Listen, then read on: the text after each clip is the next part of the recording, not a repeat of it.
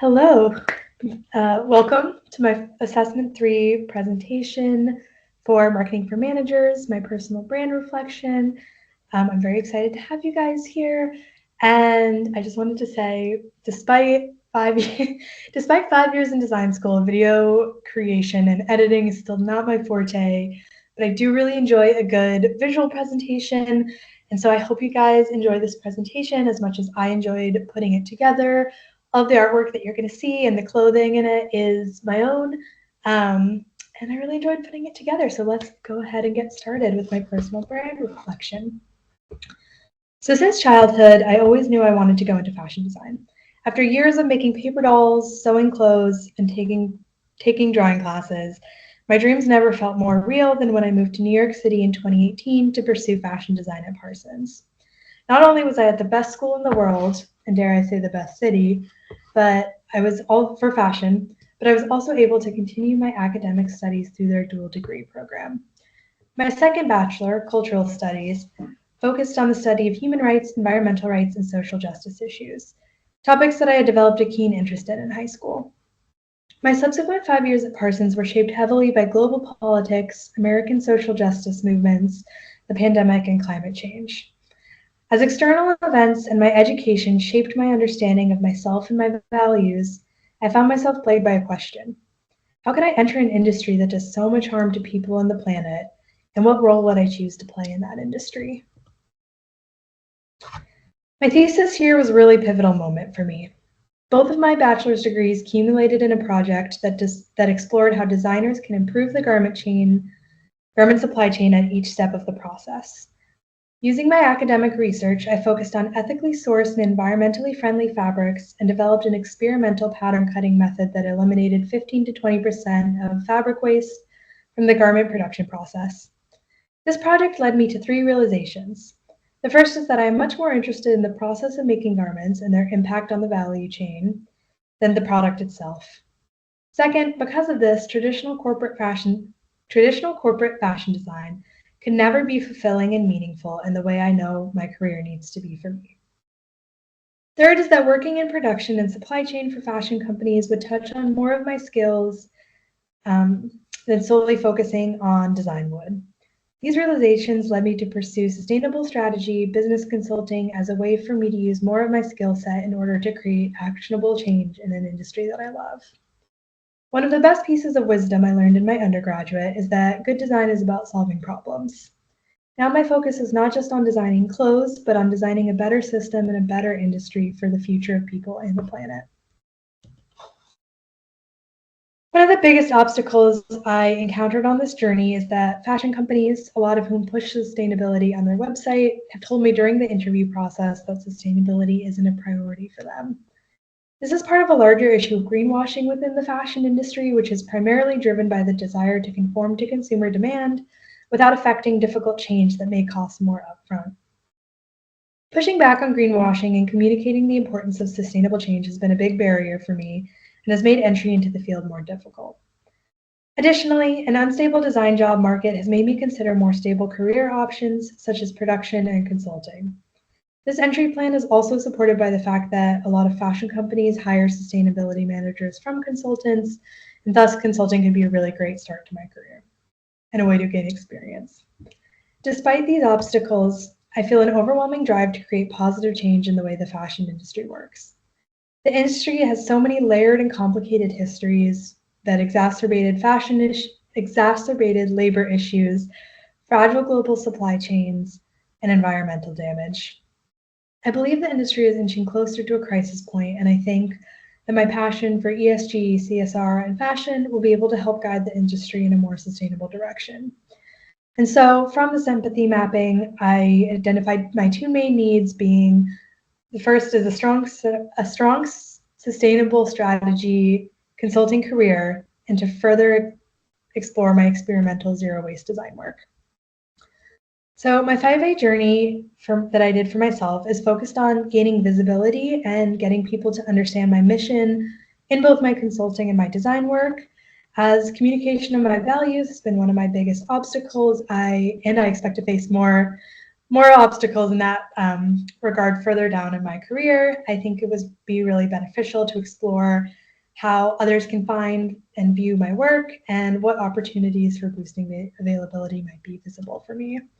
So in terms of awareness and how companies would find me, this would be very heavy on digital networking, social networks, both professional like LinkedIn, as well as more creative such as design, such as TikTok and Instagram, and my own personal website. In terms of how these people may be able to get in touch with me, this is again going to be through social media, my personal website, and then in terms of jobs and recruiters, it's going to be a lot of connections, applications, and email discussions. How I might be able to appeal to these companies, I think being able to demonstrate my creative problem-solving skills would be really crucial. I think that's really one of my strong suits that they would find appealing. And finding a way to highlight my experience and knowledge about sustainability and social responsibility within the fashion industry. And then finally, finding a way to communicate my systems and strategic planning skills. I think these skills can be a little bit harder to convey to people, especially in a short elevator pitch amount of time. And so being able to convey the nuance of what I want to do very quickly will be very important. And then how to start acting on my actual goals for my consulting career and my zero waste design practice. This is going to be a lot of building skills in my master's program. Networking early, that was something that I wish I had more support with in my undergraduate, and so that's something I really want to consciously take into my graduate program, is building those networks early. And then again, more social media connection development and beginning my art business and potentially starting with prints as a reasonable way as an individual to get into that market. And finally, in terms of advocating and how to share my goals and ideas, again, this is going to be really social media heavy. This is definitely a theme that I discovered throughout this process, through my personal website, social media, and further developing my design portfolio with collections that focus on my values. And then in terms of consulting, focusing on companies that align with my personal values is what I want to achieve. My purpose statement. I am here to create a joyful and impactful change in the fashion industry using my interdisciplinary skill set, creative design methods, and strategic problem-solving skills to work towards a circular or even net positive fashion production cycle that benefits both people and the planet. I believe a sustainable and profitable system can be designed through honesty, global collaboration, and interdisciplinary approaches. This is my SWOT, TOES, and risk and reward. In terms of my SWOT, in terms of the strength category, my SWOT analysis mostly highlights my specific industry experience and wide theoretical knowledge base. These technical and theoretical skills are going to be augmented by my self-motivation, my ambition, and my interpersonal skills. In terms of weaknesses, two of the things I think it's really important to acknowledge is my propensity for impatience and overthinking, which are two things that have shot me in the foot a little bit in the past. And while I think they can be used really constructively to plan ahead and anticipate changes, I think it's important for me to acknowledge that I can struggle with these a bit and to not want to take too much control of a process that I don't really have control over. Going into this, an additional skill I have kind of identified is due to my background in humanities and design. I tend to lack a little bit in terms of like the mathematical and statistical component of business. This is a skill weakness that I'm very aware of and I plan on rectifying through my master's program by taking more mathematical courses and supplying with online resources if I need.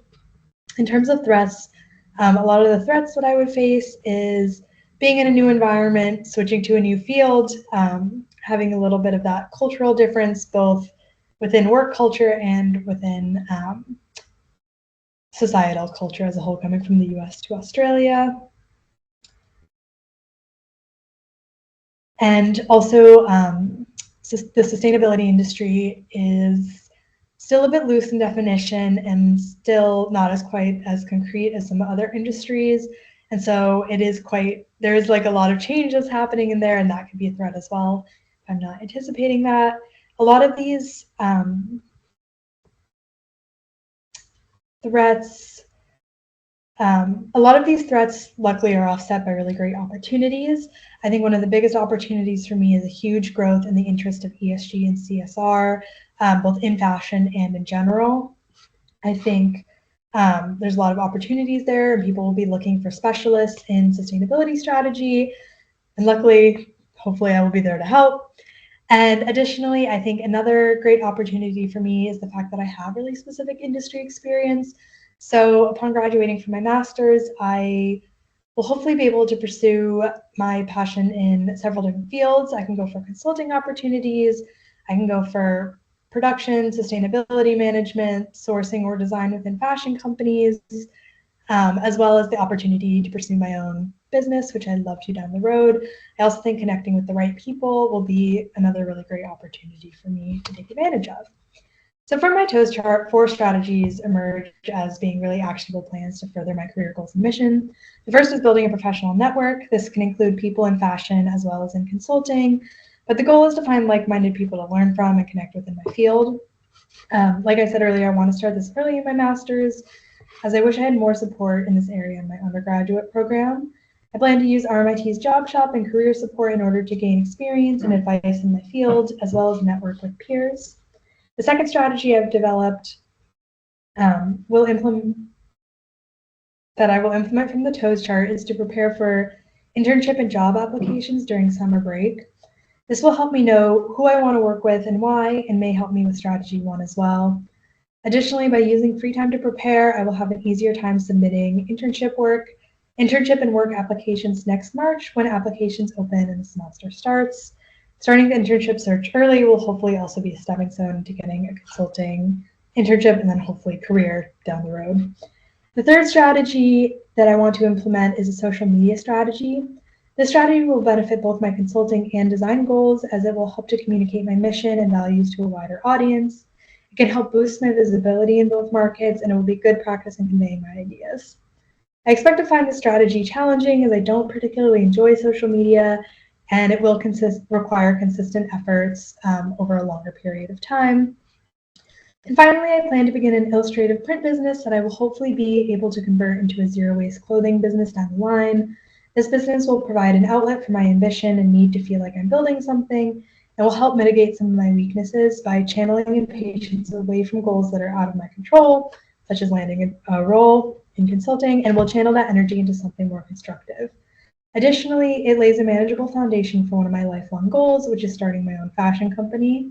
By selling my illustrations, I will gain entrepreneurial experience and boost my self-confidence, which will enable me to develop and scale a zero-waste clothing business down the line. And additionally, this strategy may provide an additional career opportunity for me down the line. So the first 3 strategies are based on social networks and are thus low to medium risk with potentially high rewards. Although the fluid nature of these strategies means it may be hard to measure potential outcomes in a concrete way. The 4th strategy is unique in that it's highly based on mitigating my personal weaknesses of overthinking and anxiety by finding a healthy outlet for that energy, which makes it more of a high-risk, high-reward strategy for me, especially given the long-term implications of starting my own business. So in terms of my SMART goals, all 4 of these strategies I plan to implement fit the SMART criteria. I expect difficulty in maintaining consistency and measuring the growth of these strategies, as they're a bit more amorphous in nature and sometimes out of my control. Despite this, these goals are really actionable and very relevant to achieving my dual goals of graduating with a job in sustainability strategy consulting and making a positive impact in the fashion industry. And finally, I feel that these strategies are a good mix of objectives that are within my control and capabilities. The implementation plan for these strategies is based on the 1.5 years I have left in my master's program. I've built a small timeline for each of the strategies, although I do think they will probably have to be reevaluated and likely extended beyond this time, because I anticipate that they will still be relevant to achieving my long-term personal and career goals, especially strategy 3 and strategy 4. That is all I have for you today. Thank you so much for listening to my personal brand reflection. I really enjoyed this semester with Marketing for Managers, and if you're interested in seeing more of my work, please visit my website, lucilleamelia.com.